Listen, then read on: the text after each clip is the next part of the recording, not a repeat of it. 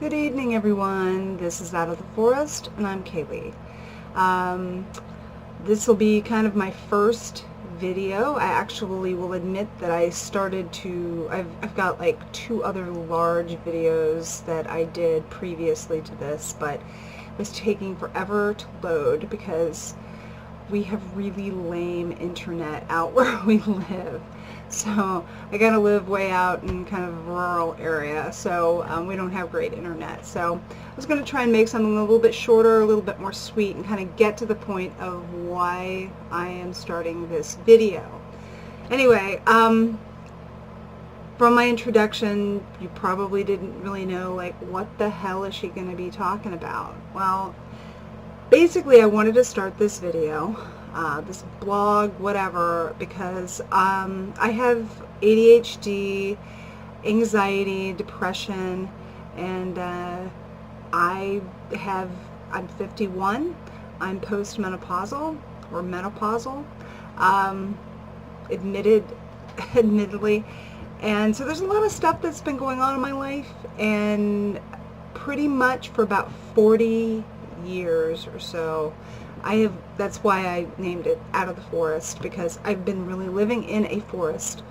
I've been living really kind of in a proverbial darkness in my life. I'm not saying I'm fully out of it yet, but I've come to some big awareness, like some big wake-ups in my life, to the point where I felt like now is the time I need to start talking about them to people, because I feel that there's just probably a lot of other people that are out there that are not getting really good advice. And I'll admit, I am not a doctor, I am not a healthcare worker, I don't have any medical training, I'll put that out front, but I'll tell you this right now, is that my doctors couldn't tell me answers. And I'm not saying that there are some really good doctors out there, but not all of them really have all the answers you need. Many years ago, I got hit really hard with chronic fatigue. It probably hit me early 40s, I think. Maybe even before that. It was around 2006, I think. I had just moved into my new house, my very first house I ever bought, and I got hit with humongous, like, just horrible chronic fatigue. I was so bad. I fell asleep all the time. I almost got in a couple of car accidents, and nobody had any answers for me. I got allergy tests. My doctors just kind of literally shrugged their shoulders and said, "We don't know what to do with you. We don't know what to do for you." I had, as I said, I had allergy tests. I was just beside myself. Someone recommended chelating therapy, and I'm like, what is chelating therapy? Didn't ever have that. And it wasn't until I, was kind of experimenting with some supplements and vitamins, and I wasn't really getting much of a benefit from them. And it wasn't until I got a Vitamix and started doing green smoothies, and I was putting green smoothie powders, that I actually started to feel a little bit better, which, looking back on it, I think that it was because of the way I was taking in my vitamins. I'm going to talk a little bit more about my philosophy about what vitamins and supplements can do for folks in another video, because that's kind of a longer story. But I just kind of wanted to give people kind of a background of why I'm here talking, because I think I've got some answers. I don't have all of them. I'm still going on this journey, but I felt like, well, I better just start, kind of telling people what's been working for me, because things have been working for me. So I was diagnosed with severe anxiety neurosis. That was the literal diagnosis when I was 10 years old. That was in 1978. I actually still have the report from it. And then in about 1980, I was diagnosed with ADHD, which is really actually kind of rare for that time period for girls to be diagnosed with that. They probably were overlooked. I, however, had a lot of stuff going on. I was daydreamy, but I also had extreme hyperactivity, but I also had rages, and I had like emotional meltdowns. Like I wasn't able to handle stress well, and so that was kind of manifesting itself. So I was kind of probably targeted fairly early in my childhood with ADHD at a time when that wasn't really known. That a lot of girls had it. So it's kind of, I've got kind of a unique story. So I'm really kind of, I've lived my entire life with this diagnosis, probably longer than a lot of people have. A lot of people that are that have ADHD are diagnosed later in life. They didn't think that adults could get it, that it was only kids, etc. They thought I would grow out of it. I didn't. So I have this long story that I will go into a little bit more, but combined with that, I had, which is not abnormal at all, anxiety and depression that was related to that. So I was very, very depressed most of my high school years, my college years. I'm a cutter. Actually was cutting myself when I was in college. I didn't really go on, I first went on, they put me on Ritalin when I was younger, and then I went on Dexedrine, and thought I went to therapy from like first grade up until past into college. I started, like, they thought I was going to outgrow all this, and I ended up having to go back to a therapist when I was in college.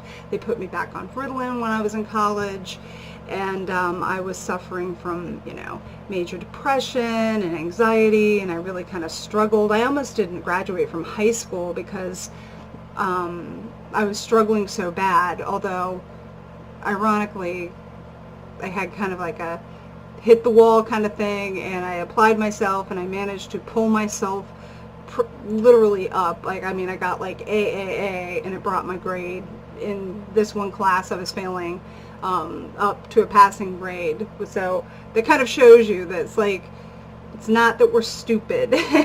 There's something else that's going on. So anyway, so I've lived my life pretty much with these issues up into my adulthood. I struggled with, relationships, friendships, that kind of stuff. Kind of struggled with trying to have a career. I did okay. College, I took 7 years in college. That's a whole nother story.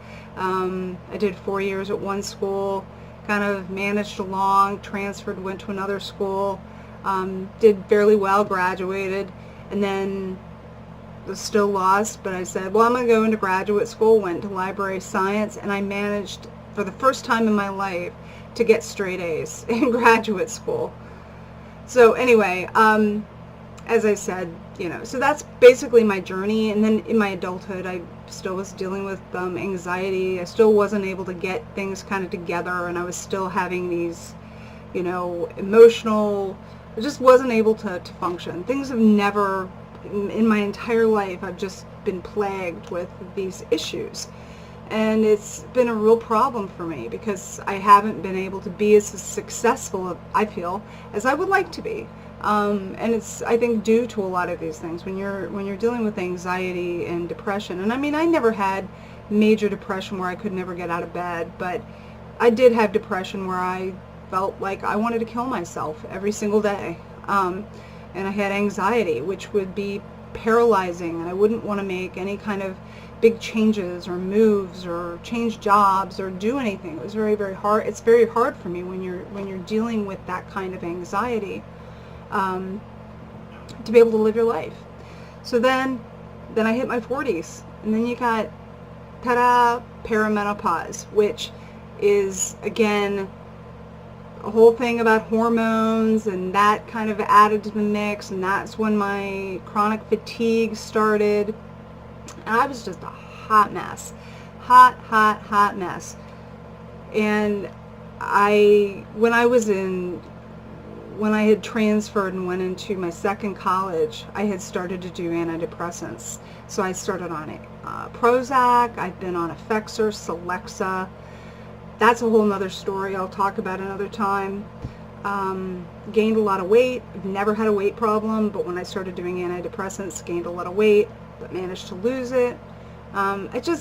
So my whole journey, I've just been kind of just struggling. So fast forward about a year and a half ago, a friend of mine recommended keto. I'd been doing a little bit of research about keto. That's the high-fat, low-carb diet. I'll talk more about that too.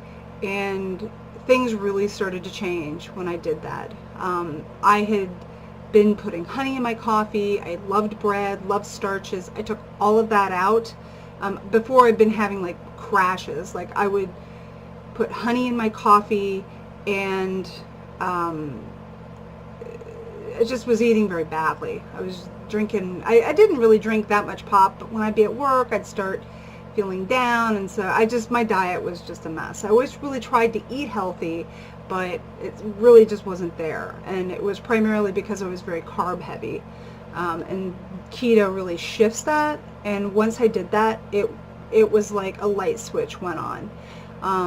Some of the supplements that I had been taking around that time, they started to be really more effective. I started really looking more seriously into specific vitamins that treat specific things that were going on with me.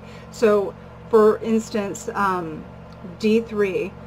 D3 is really critically important, and I recommend that everybody get tested for D3 deficiencies, because a lot of people are deficient in this. Go to the D3 Council. There's the vitamin D, sorry, it's the Vitamin D Council, has all the information. That's where I got all my information about how to create a regimen to to raise your levels in a responsible way. The B complex thing.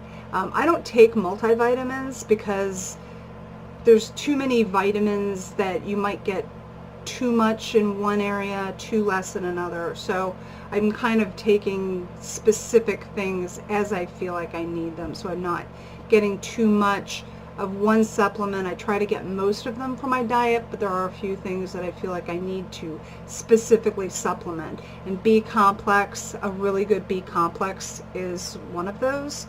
The one that I take, which I highly recommend, this was something that I didn't really know when I was researching it. The quality of the B complex and using on the B12, for instance, in your B complex, should be a methyl, methyl variety.